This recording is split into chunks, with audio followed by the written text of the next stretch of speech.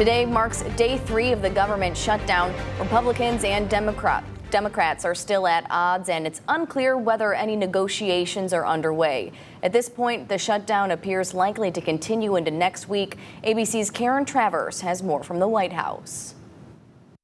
For the fourth time this week, the Senate today tried and failed to pass a short-term bill to reopen the government. Majority Leader John Thune says there will be no more votes this weekend, so the shutdown won't end until at least Monday. There's nothing to be gained at this point by negotiating something that there's nothing to negotiate.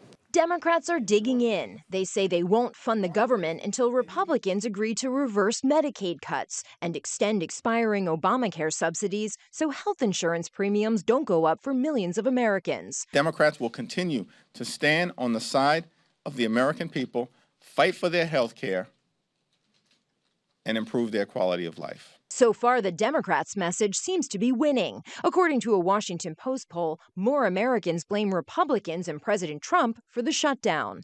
At the White House, the administration is preparing to take the unprecedented step of firing thousands of federal workers and making program cuts that primarily affect blue states. The Office of Management and Budget, as we've said repeatedly, is working with the agencies and our cabinet secretaries to identify where cuts unfortunately can and have to be made. President Trump this morning posting an artificial intelligence-generated video depicting his budget director as the Grim Reaper laying off workers. ABC's Mary Bruce pushing the White House on why these firings are necessary. We don't like laying people off. Nobody takes joy in that around here. Nobody wants to do that, but sometimes in government you have to make tough decisions. Negotiations on Capitol Hill between Democrats and Republicans are at a standstill, but lawmakers are still getting paid.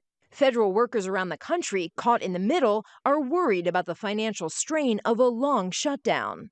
I think one of the biggest concerns isn't so much today, tomorrow, but it's what's going to happen in 2 weeks. And one big potential impact here in Washington. The Smithsonian museums will remain open through Saturday, October 11th. But if the shutdown continues past that day, the museums will close. Karen Travers, ABC News, the White House.